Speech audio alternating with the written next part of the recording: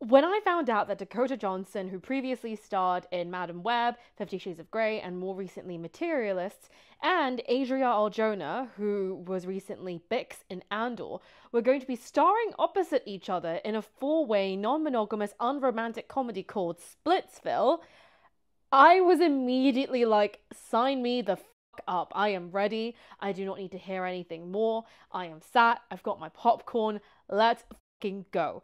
And I have since seen the movie, and I'm here to tell you my thoughts because I fucking loved it. Honestly, Splitsville was the funniest movie I have seen all year. I would classify it as a modern screwball comedy that is not just about non-monogamy, but also about like marriage, relationships, infidelity, jealousy, communication, toxic masculinity, and so much more.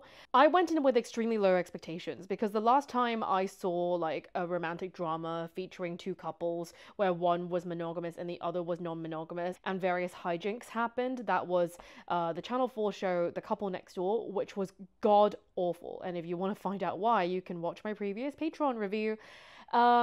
It was terrible. And I really did not enjoy it, mostly because the plot was ridiculous, but also because the show kind of had nothing to say.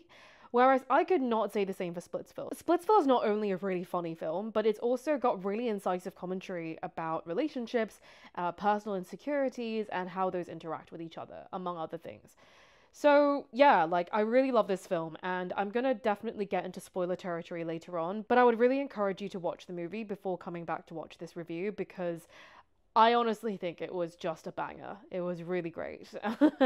Like, is it a healthy portrayal of non monogamy? No, but I really enjoyed it for so many other reasons. I thought it was a really great portrayal of all the wrong reasons to open up your relationship, various insecurities that people have in marriage, and like how that manifests in ways that on the surface don't seem that toxic, but in reality actually does everyone a disservice. So, yeah, without further ado, I am going to talk about the plot, and then I'm going to get into like my thoughts on the things that various characters did because I have seen very, very similar behavior in my personal and professional life among a lot of different non-monogamous and polyamorous people. I think whoever wrote this knew quite a lot about the non-monogamous community. They weren't just throwing random characters together and making them polyamorous for the sake of a silly drama. I think they actually had a lot to say. It was really interesting. So, right, I'm going to talk about the plot now. This is your last warning. Please watch the film before you watch this. Or if you don't care about being spoiled, then, finish this, but you should still watch the film because it's very good. Okay, let's get into it. So the film starts out with very recently married couple Ashley and Carrie in the car going somewhere. In the middle of the car journey, they see a car flip on its head and they try and fail to save someone from dying. It's after this incident that Ashley decides to tell Carrie that not only does she want a divorce, but also she has been cheating on him with multiple people. Because she's not happy, she wants more variety sexually in her life, and she sees divorcing him as the only way out. Carrie proceeds to have a bit of a meltdown, runs and swims away from her for miles, eventually ends up in the backyard of his best friend Paul and his wife Julie's garden, where he sees Julie while he is in quite the state.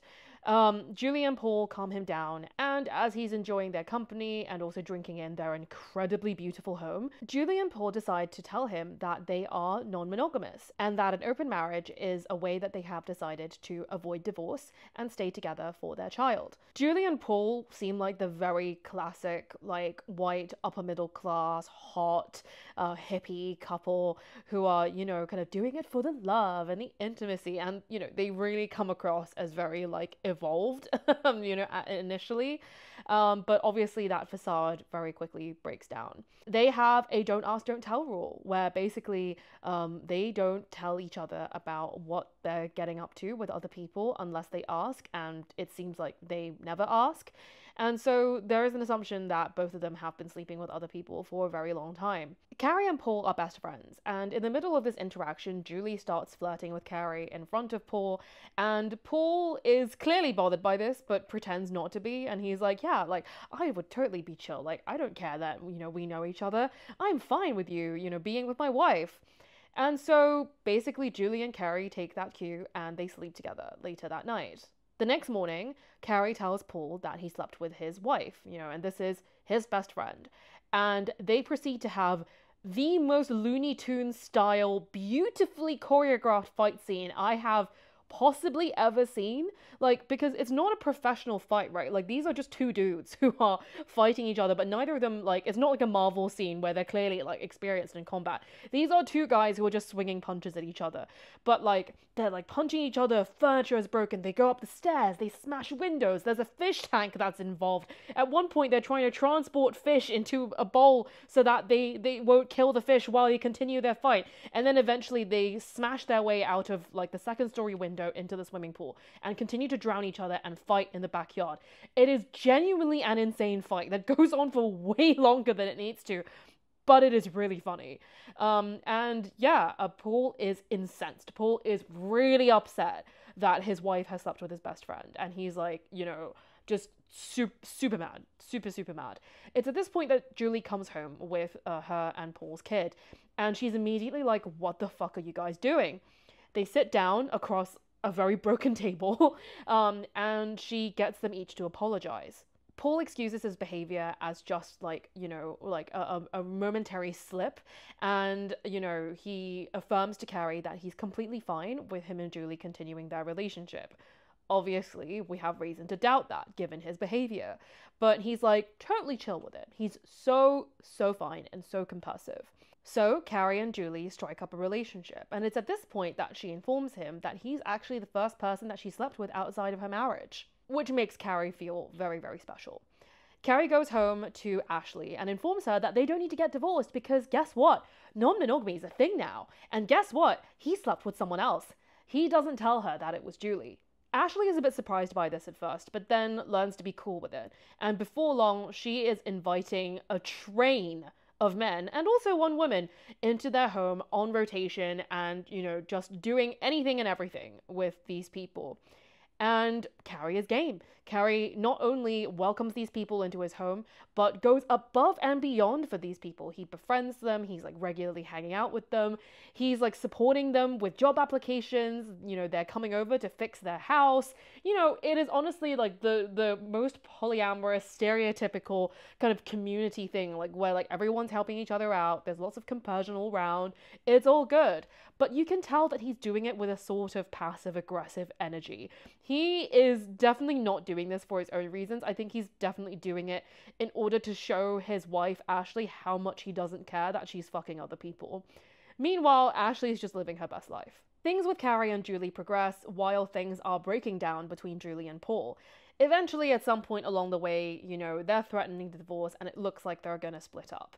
Lots of other things happen, like Julie and Paul's kid gets into trouble, there's like various fights that happen with neighbors, there's like stuff going down with Paul's business that like makes them lose their house and renders them bankrupt. Carrie has to deal with like 5 different men sleeping over in his home, and Ashley's fighting with him now because all of these people who are staying in their home are now her ex-lovers. She never intended to actually start up new relationships with people. She just wanted to rack up as many numbers as possible and experience a variety of sexual partners, but it seems that she's going through them extremely quickly, and Carrie is befriending all of these guys in the wake of her sexual destruction. So she wants these guys out of the house because they are all her exes, but Carrie's like, no, these are my bros. They get to stay here. Fuck you. While Julie and Paul's marriage is breaking down, at one point Paul and Ashley try to sleep with each other in a very hilarious sequence where they're clearly not doing it because they're attracted to each other, but because they want to make their respective spouses jealous, but they can't go through with it. But then there's a bit of will they, won't they, and eventually they don't,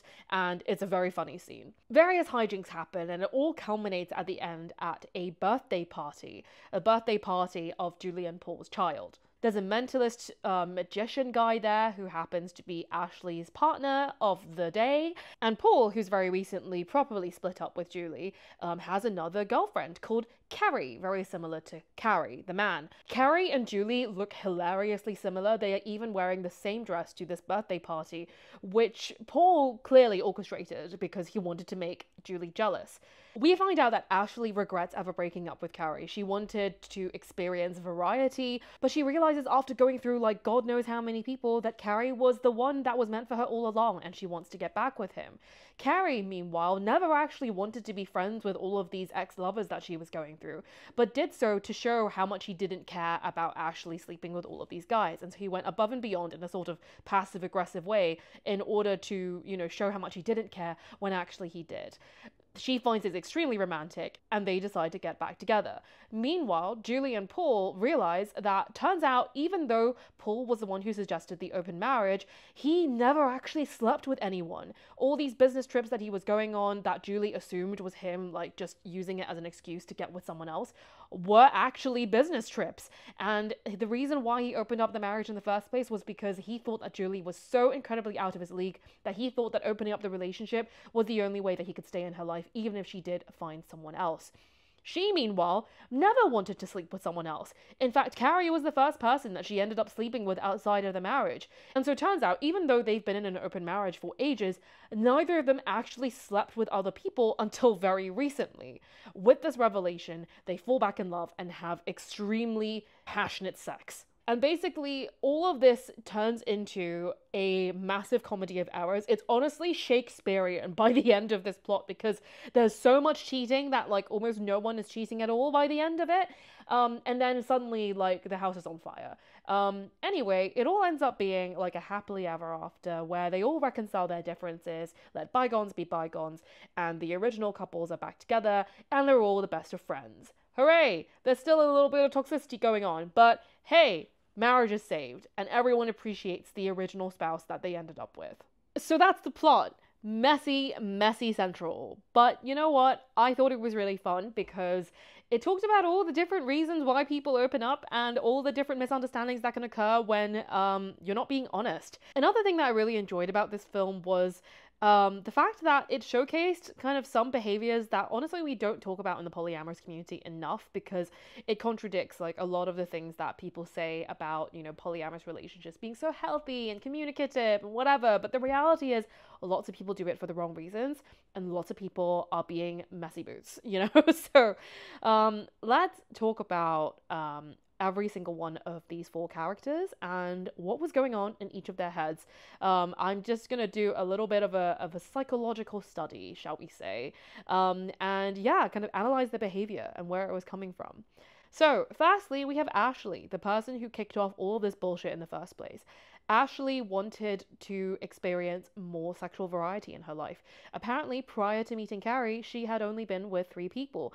And this is so real, guys, because there are so many people who are taught that, you're supposed to like marry like the first person that you're in a relationship with. And, people really romanticize the idea of like childhood sweethearts and stuff. But the reality is, if you end up in a monogamous relationship that is lifelong with the very first person that you got with, I mean, some people really enjoy that. But the downside of that is you really miss out on a lot of different experiences. You miss out on like different sexual things that you might not have discovered you were into if you didn't sleep with other people. You might not even understand what good sex is if you've only ever been with one person. And I personally think that for most people, a slut phase can be really healing. And if you miss out on that, yeah, I mean, it is what it is, right? So I really empathized with her struggle, her going like, I'm not happy with this anymore because there's these other things when it comes to personal fulfillment that I won't be able to get if I stay in this relationship. I need to go out and fuck a bunch of people. It sounds like throughout this film, she went on a very personal journey where she needed to go out there and experience what she was missing in order to appreciate what she had right in front of her this whole time. Obviously, it wasn't great that she had already previously cheated on Carrie before telling him that she wanted to divorce him, but unfortunately, that does happen sometimes. And I really like that at the end of it, she did drive home the point that, yeah, she didn't appreciate him enough, and that she had tried all of these flavors and realized that he was still the one that she loved best. And that's okay. Some monogamous people definitely feel that way. And that's why I think it's really important for people to go on like a personal exploration, not just of their sexuality, their gender identity, but also their relationship style, because I think it's fair enough to be like, hey, I'm monogamous and I don't ever want to try non-monogamy to see, like, what could have been. But for some other people, that can be really beneficial. And then we've got Carrie, who is in many ways like the center of this whole mess. And there are so many things that I want to say about him because he is such an interesting character. Firstly, his entire passive-aggressive vibe when it came to his relationship with Ashley was hilarious, but also extremely common. I sometimes see, couples open up where like one of them is like clearly much more enthusiastic than the other person, and then the person who is less enthusiastic ends up like acting in a way that like is overcompensating for how much jealousy they're experiencing in order to show to their partner how much they don't care. And they end up doing a bunch of things that their partner never asked them to do necessarily, but then they also feel resentful on the inside for their partner making them do something that they never asked them to do, and it just ends up being like a massive conflict with like lots of internal resentment that ends up being a fucking mess. This is pretty much exactly what happens between them because, Carrie coming home and, meeting Ashley's new beau and then instantly like making him a beer, giving him lemonade, offering to sleep on the couch so that they can sleep in the bed. It's all extremely passive aggressive. It's not actually what he wants to do, but he's trying to demonstrate to Ashley like, well, you thought you could hurt me, but you know what? Psych, I don't fucking care.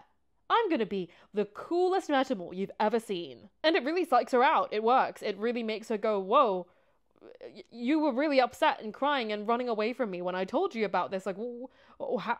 It really throws her off her feet. And then when he gets with Julie, that's a whole other thing.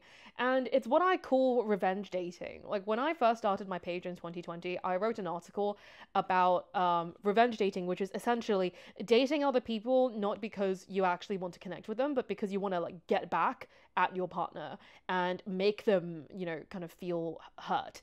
Like, a very classic example is, like your partner, going out with someone and then making you feel really jealous, and then you going out with someone to like make them jealous back, and it backfiring because you might have completely different thresholds for what makes you feel jealous, right? It's a way to kind of push their buttons rather than, as a way to authentically connect with someone else. It's effectively, objectifying, right? Like, and using other people to like score points in your relationship.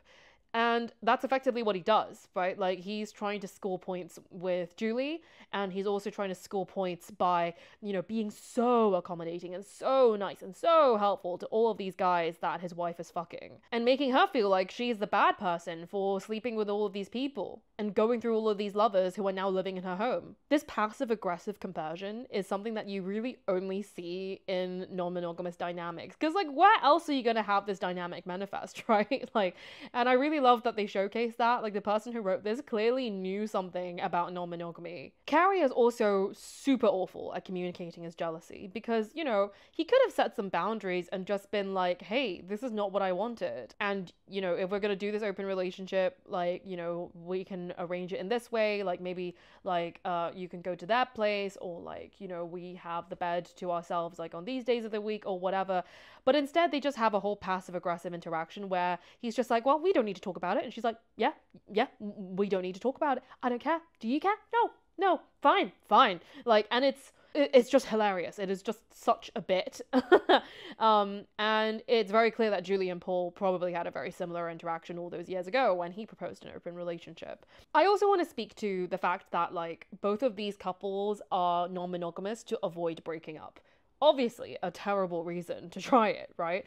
Like, I think there is something to be said about, like, oh, well, we don't have to throw out the baby with the bathwater. Like, if there's lots of things that are still fulfilling and rewarding about this relationship, then we can absolutely get our needs met by other people. But if you are actively in a toxic relationship that is, like, breaking down, and you're like, like, I would leave this person, but, the kids or, like, whatever, and so, like, let's just fuck other people and not have to go through, like, all the bullshit of getting divorced. There's a very funny bit, like, where they have a conversation about finances and how, like, divorce and marriage aren't really worth it if you don't have any money.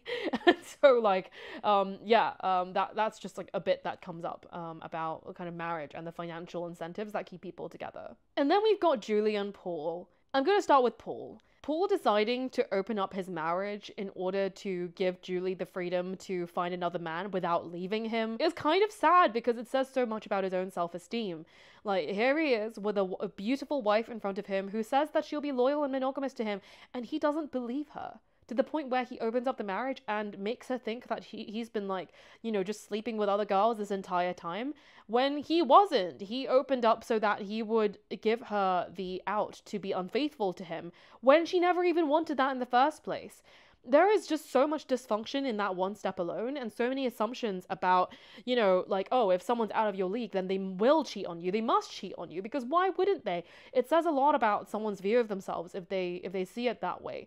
The film kind of dresses this up as a very romantic thing towards the end, but like we have to just acknowledge for a moment how fucked up it is, right? Like his self-perception, his lack of trust in his partner to be loyal to him, and yeah, just this entire misunderstanding that he creates, because he doesn't believe that like such a beautiful woman would ever stay with him in a monogamous way. And also, you know, like opening up doesn't mean that they won't leave you. Like sure, fine, like gives them like one less reason to leave you, but people are married and polyamorous and still get divorced. That is absolutely a thing. So yeah, this kind of self-protection element of like, well, she might cheat on me with another man, but if I'm okay with it, then at least I feel like I have some autonomy and control over this, and at least I can stay in her life, is really self-sacrificing to quite a toxic degree. Unfortunately, this does actually happen in real life, you know, like people open up if they feel like their partner is going to cheat on them, so they feel like they have some control over the situation. Like if I consented to the cheating, then if they actually cheat on me, then I'll be fine with it because it's what I agreed to, and I won't be surprised when it happens. I'll be prepared for it. And it's a very kind of avoidant way of dealing with things, right? Because at the end of the day, he's just really scared of abandonment. And I think if he had expressed that early on to Julie, they might have never ended up in this mess in the first place. Meanwhile, on Julie's end, she's obviously dealing at the end, but with the confusion that her husband was the one who opened up the marriage, but he had actually had no intent of ever sleeping with someone else, and he had only done it because he thought she would sleep with someone else. Whereas she only ended up sleeping with Carrie because she was jealous that Paul was sleeping with all these other people, and here was a guy in front of her who was ready and willing. I do not know how they worked things out at the end. They probably never did. They probably just brushed under the rug. But I just thought that comedy of errors was hilarious. And she's a really great example of being non-monogamous only because your partner is. I really don't know if Julie and Carrie's relationship with each other was particularly authentic. Like, I think they had a good bond, you know, like, I think they clearly had some chemistry, but I don't know if their relationship was only ever kind of used as a device to ultimately get them back with their previous spouses at the end of the day. I don't know if, like, they had actually properly split up with their respective spouses, their relationship would have actually survived. In the same way that a lot of affair partners end up, you know, like, falling apart when the affair is brought into the light. I think that sometimes, you know, quote unquote secondary partners, when they become more kind of primary in nature, fall apart because the structure and the context of the dynamic has really changed. And not every kind of partner that was, you know, compatible in one context will be compatible in a different context. So I thought that aspect of it was really interesting as well. Something else that the film really highlighted was the benefit of having multiple partners just for the sake of community.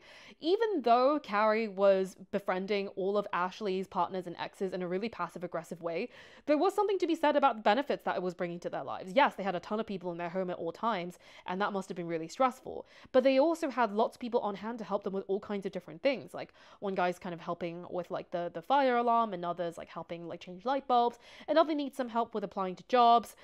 You know, like there was a real kind of like really positive atmosphere, like, and positive masculinity to it that was obviously, you know, played for laughs because it was meant to be ironic, but in reality, like, it did look like the kind of polyamorous dream that I aspire to. Maybe not with the 5 men in my home kind of thing, but like the rest of it, like all like the joint dinners and like the chatter and the constant companionship and friendship, like that is the beauty of polyamory. They were doing it in maybe like a slightly toxic way, you know, their shadow sides kind of like driving the show, but I just thought that was really funny, even though it was only meant to be ironic. Carrie also really helped out with raising Julie and Paul's kid, who was going through a lot, and I'm not going to get into that because that's a bit of a B plot, but yeah, like he, in addition to you know, being like Julie and Paul's friends, also worked at the school where their kid was at. And so yeah, like all three of these people had an interest in this child and their well-being, and I thought that was really wholesome. When Carrie and Paul are going through that Looney Tunes fight, at one point they smash this fish tank that you know, is housing fish that belongs to the kid, and they end up stopping the fight for a hot minute just to save the fish so that they can continue their fight, but also so that they're not killing all these innocent fish in the meantime. there's then later like a roller coaster situation where this guy's like got like a whole bunch of fish in plastic bags in his hands, and they fly off while he's on a roller coaster ride. It's very funny. It's very cringe. Again, highly recommend watching this movie. But yeah, I just kind of wanted to highlight the community aspect of this film that like was really honestly very underrated. Like I said, like, is this film a good portrayal of polyamory? No, but I think that in a world where these people weren't acting so passive aggressively, like the dynamic that they had set up was actually really positive. At the very end of the story, when all four of them are back with their original partners again, one of their neighbors ends up kind of saying some shit about Julian Paul's child. And, all four of them go out to bat for him, and it's really wholesome. Like, they are like a four-person family unit by the end of it. And it's quite nice. So, there you have it. I think that Splitsville is really funny. I think it's got so many things to say about non-monogamy, and marriage, and divorce, and infidelity, and communication, of course, right? Like, all of these people, if they had just been honest with each other about like why they wanted to open up the marriage, or why they wanted to befriend, each other's partners, and like why they went through all of this effort to do the things that they were doing, like the film would not be a thing, right? But like, it was honestly a really believable comedy of errors, like the kind of misunderstandings that, and the kind of misunderstandings that they had, the kind of insecurities that people had, were really petty, but also really human. And even though at the end of it, everyone ended up monogamous again, I think they all went through a journey that made them better people. At least I hope. There was definitely some unresolved toxic masculinity going on. Like, both of the men in the film are like slightly physically aggressive, like not just with each other but also with other people, but I can forgive that. Like, overall the film was a really, really good watch, and obviously Dakota and Adria are like stunningly hot. So yeah, highly recommend. Anyway, I really hope you enjoyed this review. I haven't done a movie review in a while, but I really thought that this was, a real highlight of my year. And yeah, if you do watch it, please let me know what you thought. And if you don't watch it, please let me know what you thought of what I had to say here. And let me know if you've seen any of the behaviors that were exhibited among the characters in this movie, because I'm willing to bet you've met someone who's done any one of those things at least once. I certainly have. It's extremely common, but maybe it's because I've seen like, over 1,000 clients at this point. So yeah, there's not much I haven't seen when it comes to non-monogamy at this point. Anyway, that's it. And I will see you very soon. Bye.